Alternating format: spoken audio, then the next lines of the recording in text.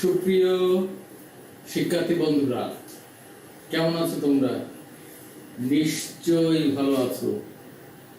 আর যদি কেউ নিজেকে মনে করো যে তোমরা অস্বস্তিতে ভুগছো, তবে মনে রাখবে যে কখনোই মনকে অশান্তিতে অস্বস্তিতে রাখতে দিবে না।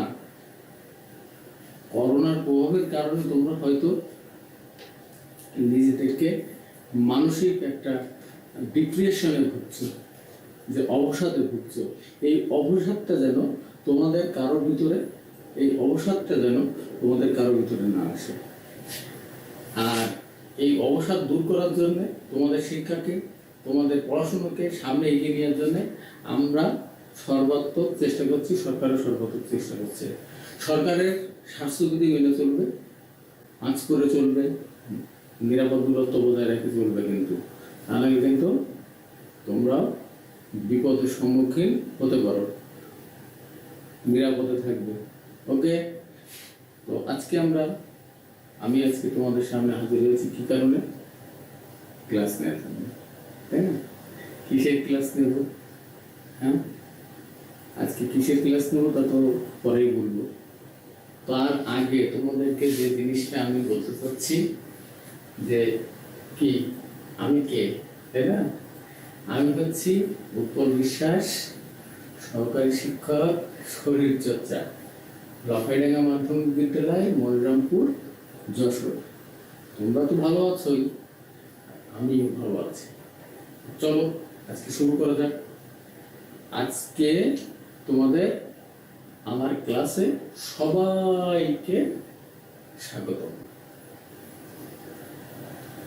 পরিচয় তো দিয়েই দিয়েছি আগে, তারপরেও আরেকবার দেখে নাও। শিক্ষক পরিচিতি আছে, আমার নাম, আমার পদবি সবই আছে। পাশে কিন্তু দেখো পাঠ পরিচিতি আছে। অর্থাৎ আজকে তোমাদের আমি কি পড়াবো? আজ ষষ্ঠ শ্রেণীর কৃষি শিক্ষা বিষয়ের চতুর্থ অধ্যায়ে কৃষি ও জলবায়ু পড়াবো। তবে চতুর্থ অধ্যায়ে কৃষি ও জলবায়ুর ভিতরে পাঠ 1 আবহাওয়া ও জলবায়ু। আজকে কি পড়াবো? পাঠ 1 আবহাওয়া ও জলবায়ু। তো শুরু করা যাক। দেখো তো এই ছবিটার ভিতরে কি কি দেখতে পাচ্ছ তোমরা? কি দেখতে পাচ্ছ? এই জিনিসগুলো কি তোমরা চেনো? দেখেছো কখনো আগে? আমার মনে হয় তোমরা অনেকেই যারা সমুদ্র সৈকতের পাশে আছো বা দেখতেই পারো।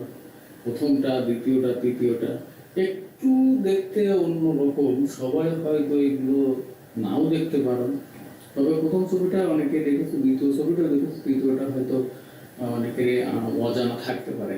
তো দেখে নেওয়া যায় তিনটা ছবি কিসের? বায়ু গতিমাপক যন্ত্র। প্রথমটা হচ্ছে বায়ু গতিমাপক যন্ত্র, অর্থাৎ বায়ুর গতিবেগ কত আছে সেটা পরিমাপ করার জন্য যে যন্ত্রটা ব্যবহার করা হয়। আর এটা কি? তাপমাত্রা পরিমাপক যন্ত্র। তাপমাত্রা পরিমাপক যন্ত্র। আর তারপরটা আছে বৃষ্টি পরিমাপক যন্ত্র। তো বায়ু, তাপমাত্রা, বৃষ্টি এগুলো কিসের সাথে রিলেটেড? নিশ্চয়ই তোমরা বুঝে গেছো এতক্ষণে। কিসের সাথে? এই সব এই যন্ত্রগুলো আমাদের কি কাজে লাগে? কিসের জন্য লাগে? আমাদের লাগে আবহাওয়া ও জলবায়ু পরিমাপের জন্য। এইগুলো দিয়ে আমরা আবহাওয়া জলবায়ু। তাহলে আজকের পাঠ হচ্ছে আমাদের আবহাওয়া ও জলবায়ু। আজকের পাঠ কি?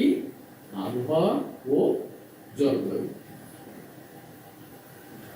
শিখন পড়লা দেখে নাও একটু। আজকে এই পাঠ শেষের শিক্ষার্থীরা মানে তোমরা কি কি শিখতে পারবে? আবহাওয়া ও জলবায়ু কি বলতে পারবে?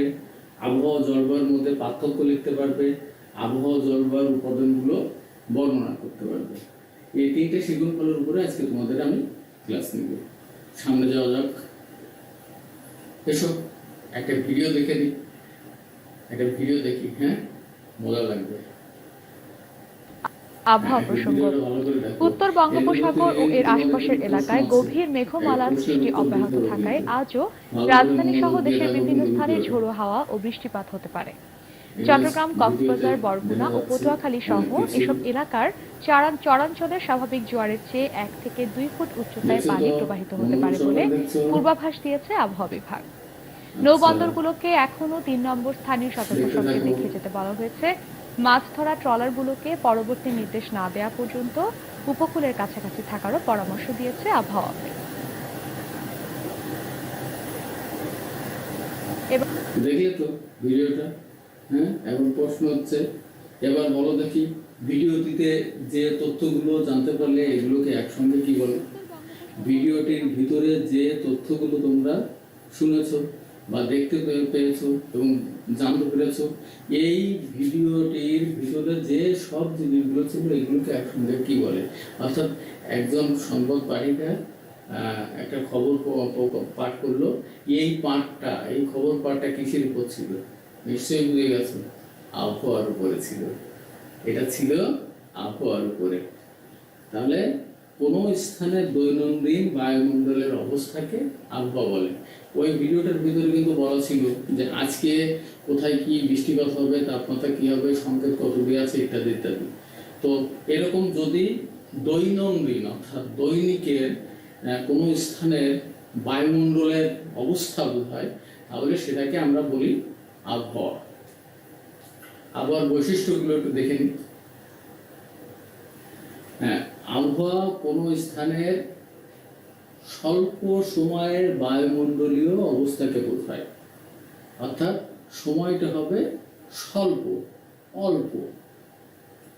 কোনো স্থানের যদি অল্প বা স্বল্প সময়ের বায়ুমণ্ডলীয় অবস্থা বোঝায়, তাহলে সেটাই হচ্ছে আবহাওয়া। স্থানীয় মৌসুমী বায়ুপ্রবাহ দ্বারা প্রভাবিত হয়। স্থানীয় মৌসুমী বায়ুপ্রবাহ দ্বারা প্রভাবিত হয়। তাহলে আবহাওয়া হতে গেলে অবশ্যই আবহাওয়ার বৈশিষ্ট্য হতে গেলে, অর্থাৎ আবহাওয়াকে চিনতে গেলে স্থানীয় মৌসুমী বায়ুপ্রবাহ দ্বারা প্রভাবিত হয়। তারপর আছে আবহাওয়া দৈনিক পরিবর্তনশীল। আজকে যেরকম আছে আগামী দিন আবার চেঞ্জ হয়ে যেতে পারে, দৈনিক এটা পরিবর্তনশীল হয়। মাটির গুণাবলীতে তেমন প্রভাব ফেলে না। এটা মাটির গুণাবলীর উপরে কোনো যে লবণাক্ত মাটি কি লাল মাটি কি পাথুরে মাটি, এইগুলোর উপরে এটা কোনো প্রভাব ফেলে না। আর কোনো অঞ্চলে ফসলের পরিচর্যায় আবহাওয়া প্রভাব বিস্তার করে। দৈনিক বর্ষা হচ্ছে যদি না হয়, বা হঠাৎ করে যদি পরপর কয়েকদিন ধরে বর্ষা হতেই থাকে, বৃষ্টি হতেই থাকে, বৃষ্টিপাত যদি বেশি হতে থাকে, তাহলে সেখানকার ফসলের ক্ষতি হয়ে যেতে পারে। এই জন্য বলছে যে কোনো অঞ্চলে ফসলের পরিচর্যায় আবহাওয়া প্রভাব বিস্তার করে। তাহলে আবহাওয়ার বৈশিষ্ট্যগুলো তোমরা বুঝতে পারলে। আবারও একবার বলছি, আবহাওয়া কোনো স্থানের স্বল্প সময়ের বায়ুমণ্ডলীয় অবস্থাকে বোঝায়। আবহাওয়া হচ্ছে স্থানীয় মৌসুমী বায়ুপ্রবাহ দ্বারা প্রভাবিত হয়। আবহাওয়া দৈনিক পরিবর্তনশীল। মাটির গুণাবলীতে আবহাওয়া তেমন কোনো প্রভাব ফেলতে পারে না। কোনো অঞ্চলের ফসলের পরিচর্যায় আবহাওয়া প্রভাব বিস্তার করে থাকে। চলো আর একটা ভিডিও দেখি। আজকে শুধু ভিডিও দেখছি নাকি?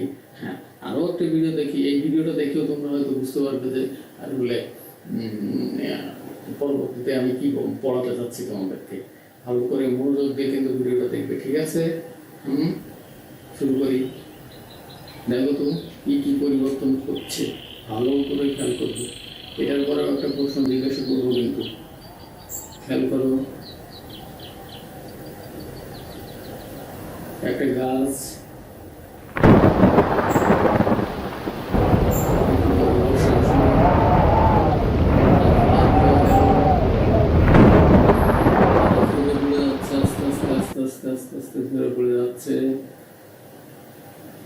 তাই না? বর্ষা থেমে গেল, পাতার গাছ থেকে তারপর কি আসলো? বরফ পড়ছে। একটু বরফ পড়ছে, একটা ফুল পাতা কিছুই নেই, শুকনো একটা গাছের মতো মনে হচ্ছে দেখে, তাই না? বরফ হচ্ছে, বরফ পড়ছে। অর্থাৎ প্রথমে ছিল একটা সুন্দর পরিবেশ, সেই পরিবেশটাকে বর্ষা আসলো, বর্ষা এসে পাতা ধরে গেল, পাতা ধরে যাওয়ার পরে তারপরে আবার তুষারপাত হলো, তুষারপাত হওয়ার পরে তারপরে আবার করে নতুন করে গাছে আবার নতুন করে পাতা গজালো, পাতা হলো এবং আবার পূর্ব স্থানে ফিরে গেল।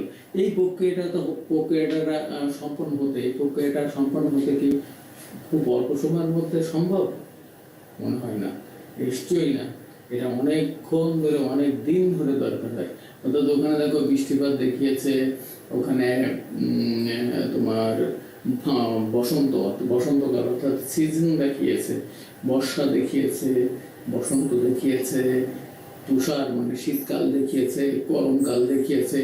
এরকম যদি বিভিন্ন কাল অর্থাৎ বিভিন্ন অনেকগুলো যদি ঋতু বা সিজন যদি একসাথে হয়, তখনই সেটা হবে হচ্ছে জলবায়ু। অর্থাৎ অনেক দিন ধরে আমরা যাই সামনে, এই যে এবার বলো তো কি ভিডিওতে আবার কি কি পরিবর্তন দেখতে পাবো? আমি কিন্তু বলেই দিয়েছি, তারপরে দেখো আমার কথার সাথে এই পরিবর্তনগুলোর মিল হয়েছে কিনা। হয়েছে? হ্যাঁ, নিশ্চয়ই হয়েছে। তোমরাও বুঝতে পেরেছো যে কি কি পরিবর্তন হয়েছে, যদি ভালো করে তোমরা ভিডিওটা দেখে দেখো। অবশ্যই দেখেছো, আমি সেটা মনে করি, আমার বিশ্বাস আছে যে তোমরা অবশ্যই সেটাই এই ভিডিওটা ভালো করে দেখেছো। তাহলে এরকম হলে সেটাকে বলা হচ্ছে জলবায়ু। তো এখানে দেখো অনেক একটা চার্ট দেখিয়েছি, হ্যাঁ, অনেক বছরের।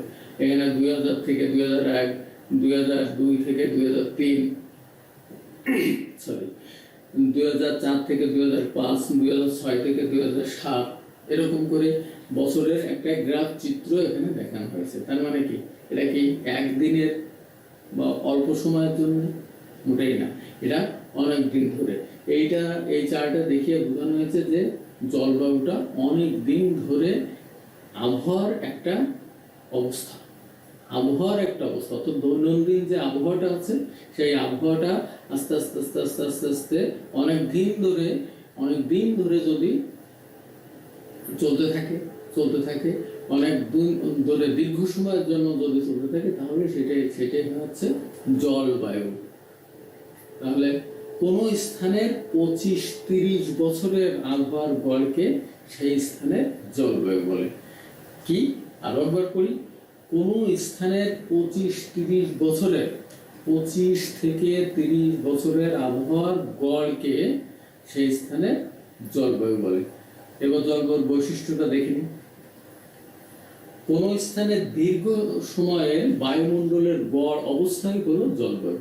কোন স্থানে দীর্ঘ সময়, আমি এতক্ষণ ধরে যেটা বললাম যে অনেক দিন ধরে, অনেক দিনের পর দিন ধরে যদি সেটাকে গড় করা হয়, তাহলে সেটাই হবে হচ্ছে জলবায়ু। জলবায়ু ধীরে পরিবর্তনশীল, এটা আস্তে আস্তে আস্তে আস্তে চেঞ্জ হয়। একদিনে বা এক মাসে বা এক বছরে এই জলবায়ু পরিবর্তন হয় না, যেটা আবহাওয়ার ক্ষেত্রে হয়ে থাকে। মাটির গুণাবলীতে প্রভাব ফেলে, এই জলবায়ুটা মাটির গুণাবলীতে প্রভাব ফেলে। কারণ দীর্ঘদিন ধরে যদি একই অবস্থা চলতে থাকে, তাহলে কোথাও হয়তো মাটির লবণাক্ততা থাকবে না, কোথাও লবণাক্ততা চলে আসবে, এরকম একটা বিষয়। কিন্তু এই জন্য মাটির গুণাবলীতে এটা প্রভাব ফেলে। কোনো অঞ্চলের ফসলের প্রকার ও জাত নির্বাচনে প্রভাব বিস্তার করে। মানে ফসলের প্রকার, মানে কোন ধরনের ফসল হবে, আর হচ্ছে ফসলের জাত নির্বাচনে, যে কোন জাতের ফসল এই জলবায়ুতে ভালো হতে পারে, এটা কিন্তু অবশ্যই জলবায়ুর উপরে নির্ভর করে। তাহলে জলবায়ুর বৈশিষ্ট্যগুলো কি কি আর একবার বলি। কোন স্থানে দীর্ঘ সময়ের বায়ুমণ্ডলের গড় অবস্থাকে জলবায়ু বলে। জলবায়ু ধীরে পরিবর্তনশীল, মাটির গুণাবলীতে প্রভাব ফেলে, কোন অঞ্চলে ফসলের প্রকার ও জাত নির্বাচনে প্রভাব বিস্তার করে। হ্যাঁ, এখানে দেখো একটা জিনিস তোমরা খেয়াল করো, এখানে বলা হয়েছে এরপরে আমরা যেটা পড়তে যাচ্ছি সেটা হচ্ছে আবহাওয়ার উপাদান। কি পড়তে যাচ্ছি? আবহাওয়ার উপাদান, অর্থাৎ আবহাওয়ার ভিতরে কোন কোন উপাদানগুলো থাকে। এখানে তোমরা দেখতে পাচ্ছ যে অনেকগুলো উপাদান আছে।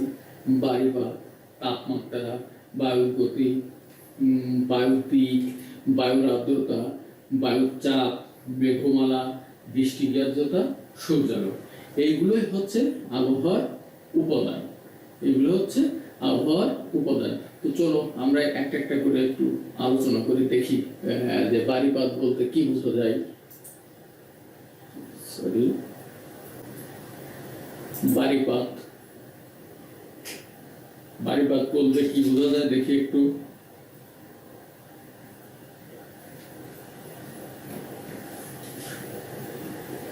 এখানে বাড়িপাত আছে। হ্যাঁ, বাড়িপাতে বায়ুমণ্ডল থেকে ভূপৃষ্ঠে পতিত পানিকে বাড়িপাত বলে, যেমন বৃষ্টি, তুষারপাত, শিলাবৃষ্টি, কুয়াশা ইত্যাদি। বায়ুমণ্ডল থেকে ভূপৃষ্ঠে পতিত পানি, বায়ুমণ্ডল থেকে ভূপৃষ্ঠে পতিত পানি, ভূপৃষ্ঠে যে পানিটা পড়ে সেই পতিত পানি, যেমন পানিকেই আমরা বলি হচ্ছে বাড়িপাত। অর্থাৎ বর্ষাকেও বলতে পারি বাড়িপাত, আবার তুষারপাতকে বলতে পারি, শিশির তো পানি পড়ে, কুয়াশা, শিশির ইত্যাদি।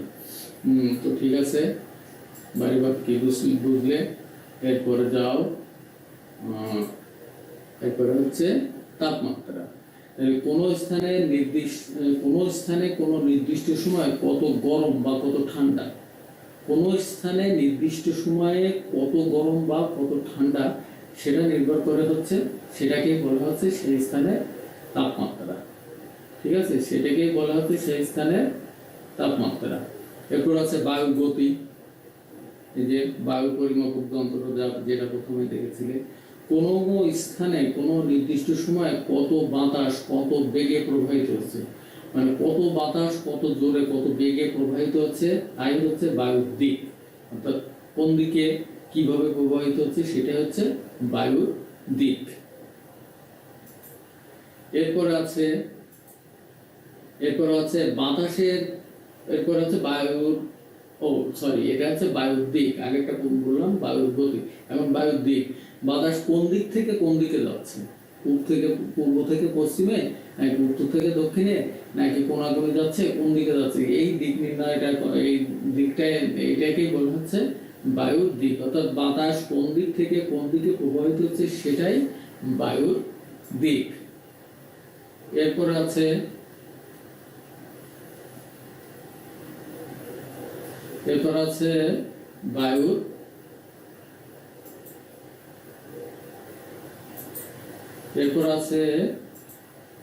বায়ুর আর্দ্রতা। কি আছে? বায়ুর আর্দ্রতা। এরপর আছে বায়ুর আর্দ্রতা, অর্থাৎ বাতাসের জলীয় বাষ্পের পরিমাণকে এই বায়ুর আর্দ্রতা বলে। কি পরিমাণ জলীয় বাষ্প ওই বাতাসে আছে, কি পরিমাণ জলীয় বাষ্প ওই বাতাসে আছে সেটাকে বলা হচ্ছে বায়ুর আর্দ্রতা। তারপর হচ্ছে বায়ুর চাপ। বায়ুর চাপ, তাহলে বায়ুর চাপ কি? বাতাসে তো নিশ্চয়ই চাপ আছে, তোমরা বিজ্ঞানে পড়েছো। ভূপৃষ্ঠের উপর বায়ু যে প্রবল বল প্রয়োগ করে তাকেই বলে বায়ুর চাপ। ভূপৃষ্ঠের উপরে বায়ু যে প্রবল বল প্রয়োগ করে, মানে খুব জোর যে বল প্রয়োগ করে, সেটা হচ্ছে বায়ুর চাপ। এরপরে মেঘমালা। মেঘমালা কিন্তু বুঝতেই পারছো যে আকাশে কি পরিমাণ মেঘ আছে সেটার উপরে নির্ভর করে। আকাশে মেঘের পরিমাণটাই আমরা সাধারণত মেঘমালা বলে থাকি। এই সবগুলো কিন্তু আমরা কি করছি? আবহাওয়ার উপাদান। আমরা এই সবগুলো করছি আবহাওয়ার উপাদান। তাহলে মেঘমালা আবহাওয়ার উপাদান। এরপর আছে দৃষ্টিগ্রাহ্যতা, অর্থাৎ আমরা কতদূর পর্যন্ত দেখতে পারি, আমাদের দেখার পরিমাণটা, মানে কতদূর চোখ যায়, যতদূর চোখ যায় সেটাকে বলা হয় হচ্ছে দৃষ্টিগ্রাহ্যতা। এটাও আবহাওয়ার উপাদানের ভিতরে পড়ে। আর তারপর আছে সূর্যালোক। সূর্যালোক, দিনে কত ঘন্টা সূর্যের আলো পাচ্ছি, দিনে কত ঘন্টা সূর্যের আলো পাওয়া যায় তার পরিমাপকে সূর্যালোক বলে। তার পরিমাপকে সূর্যালোক বলে, কত ঘন্টা পাওয়া যাবে সেটার পরিমাপকে বলে সূর্যালোক। আচ্ছা, তো তোমরা আবহাওয়ার উপাদানগুলো দেখলে, এবার দেখি জলবায়ুর উপাদানগুলো। জলবায়ুর উপাদানের ভিতরে আছে সৌর বিকিরণ, বায়ুপুঞ্জ, বায়ু চাপ প্রক্রিয়া, সমুদ্র স্রোত, ভূমির বন্ধুরতা। এই পাঁচটা আছে: সৌর বিকিরণ, বায়ুপুঞ্জ, বায়ুর চাপ প্রক্রিয়া, সমুদ্র স্রোত ও ভূমির বন্ধুরতা। তো আমরা সৌর বিকিরণটা দিয়ে শুরু করি। দেখো এখানে ছবিতে কি দেখতে পাচ্ছ, যে সূর্য কিরণ দিচ্ছে। তাহলে সৌর বিকিরণের ভিতরে পৃথিবীর সব শক্তির উৎস হচ্ছে সূর্য। সূর্যই হচ্ছে পৃথিবীর সব শক্তির উৎস। অর্থাৎ এই সৌর বিকিরণের মাধ্যমে আমরা শক্তি পাই। স্থান ও ঋতুভেদে আবহাওয়া ও জলবায়ু তারতম্য হতে থাকে। স্থান ও ঋতুভেদে আবহাওয়া জলবায়ু তারতম্য হয়ে থাকে। বায়ুমণ্ডলের তাপমাত্রাকে নিয়ন্ত্রণ করে। বায়ুমণ্ডলের তাপমাত্রাকে এই সৌর বিকিরণ নিয়ন্ত্রণ করে। পানির বাষ্পভবন, বায়ুর গতিশীলতা, মেঘমালা সৃষ্টি ইত্যাদি নিয়ন্ত্রিত হয়। তো গেল। এবার হচ্ছে বায়ুপুঞ্জ। বায়ুপুঞ্জ কি? দেখো এখানে ছবিতে দেখা যাচ্ছে যে ঘুরে ঘুরে বাতাস একদিক থেকে ঘুরে ঘুরছে, আবার আরেকদিক থেকে বেরিয়ে যাচ্ছে। কোথাও হিমালয় বাধা পেয়ে আবার ফিরে আসছে। এই যে একসাথে অনেক বায়ু চলাচলকে আমরা বায়ুপুঞ্জ বলে থাকি। দেখি ওখানে কি লেখা আছে, বায়ুপুঞ্জীভূত আকারে নির্দিষ্ট পথে চলাচল করে, অর্থাৎ একসাথে এক নির্দিষ্ট পথে চলাচল করে। এর উৎস স্থানের উপর কোনো স্থানের আবহাওয়া জলবায়ু নির্ভর করে। যেমন শীতকালে কানাডার জলবায়ু চরম ভাবাপন্ন হয়। শীতকালে কানাডার জলবায়ু চরম ভাবাপন্ন হয়। বায়ুপুঞ্জ গেল। এবার আসি বায়ুচাপ প্রক্রিয়া। বায়ুচাপের হ্রাস বৃদ্ধিতে বৃষ্টিপাতের মৌসুমকে প্রভাবিত করে। বায়ুচাপের হ্রাস বৃদ্ধিতে জলবায়ু প্রধান কাজ করে। বায়ুচাপের হ্রাস বৃদ্ধিতে বৃষ্টিপাতের মৌসুমকে প্রভাবিত করে। এটি হ্রাস পেলে সাইক্লোন, মেঘ, বৃষ্টির সম্ভাবনা বাড়ে। যদি জলবায়ুর উপাদানে এই বায়ুচাপ প্রক্রিয়া হ্রাস পায় তাহলে সাইক্লোন, বৃষ্টি, মেঘ এগুলোর সম্ভাবনা বাড়ে। এটি বৃদ্ধি পেলে শুষ্ক আবহাওয়া বিরাজ করে। আবার এটা যদি বেড়ে যায় তাহলে অনেক ক্ষেত্রে শুষ্ক আবহাওয়া বিরাজ করে। এরপর আছে সমুদ্র স্রোত। সমুদ্র স্রোত, দেখো সমুদ্রে ঢেউ হচ্ছে অনেক। অর্থাৎ স্রোতটাও কিন্তু আমাদের যে মহাসাগরগুলো, সাগর মহাসাগরগুলো আছে, নদী আছে, হ্যাঁ, তো নদীর দিকে আমরা যাচ্ছি, আমরা যেহেতু বলছি সমুদ্র স্রোত, সেহেতু সমুদ্র দিকে সমুদ্র স্রোতটাও কিন্তু সাগর মহাসাগরের মাধ্যমে চলে। সমুদ্র স্রোত উপকূলবর্তী অঞ্চলে তাপমাত্রা বৃষ্টিপাতকে নিয়ন্ত্রণ করে। সমুদ্র স্রোতও কিন্তু জলবায়ুর উপাদানের ভিতরে। এই জন্য শীতল স্রোতের উপর দিয়ে বায়ু প্রবাহিত আসলে তাপমাত্রা বৃষ্টিপাত কমে। যদি ঠান্ডা স্রোতের উপর দিয়ে যদি বায়ু আসে তাহলে সেটা তাপমাত্রা বৃষ্টিপাত কমতে থাকে। উষ্ণ স্রোত হলে দুটোই বাড়ে। উষ্ণ স্রোত হলে দুটোই মানে কি, তাপমাত্রাও বাড়বে, আবার বৃষ্টিপাতও বাড়বে। তাপমাত্রাও বাড়বে, আবার বৃষ্টিপাতও বাড়বে। যাবো এরপরে হচ্ছে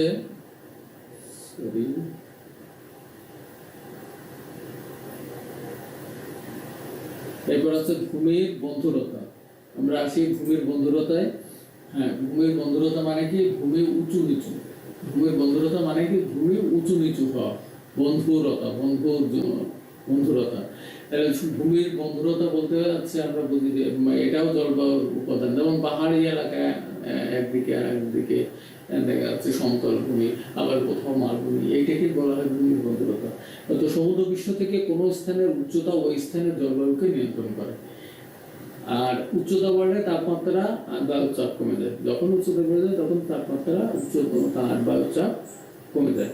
তো এটাই ছিল আছে আবহাওয়া, জলবায়ুর উপাদান। জলবায়ুর উপাদান আমাদের কি কি পড়লাম তাহলে? যে আবহাওয়া কি, জলবায়ু কি। আবহাওয়ার বৈশিষ্ট্য, জলবায়ুর বৈশিষ্ট্য, তাই না? আবহাওয়ার উপাদান, জলবায়ুর উপাদান। তাহলে আমাদের যে শিকনপর ছিল সেই শিকনপর কিন্তু আমরা তিনটাই এখানে আলোচনা করে ফেলেছি। তোমরাও আশা করি ভালো করে বুঝতে পেরেছ। এখন দেখি তোমরা কতখানি আমার এই ক্লাসে পাঠে মনোযোগী ছিলে আর কতখানি তোমরা শিখতে পেরেছ। ঠিক আছে? তাহলে এখন বলো তো দেখি যে আবহাওয়া কাকে বলে। একবার রিমাইন্ডিং করে দেখো আবহাওয়া কাকে বলে। আমি বলে দেবো, উত্তরগুলো দেবো। হ্যাঁ, আচ্ছা আমি বলে দিই। হ্যাঁ, নিশ্চয়ই তোমরা বলে ফেলেছো, তারপরে বলে দিই যে কোন স্থানের দৈনন্দিন বায়ুমণ্ডলের অবস্থাকে আবহাওয়া বলে।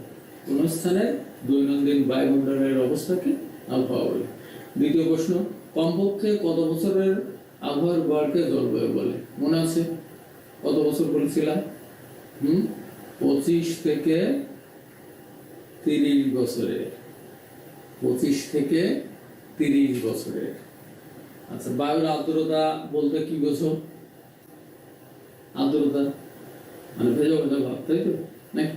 দেখো ভেবে দেখো একটু, আমি কিন্তু ঠিকই করে এসছি।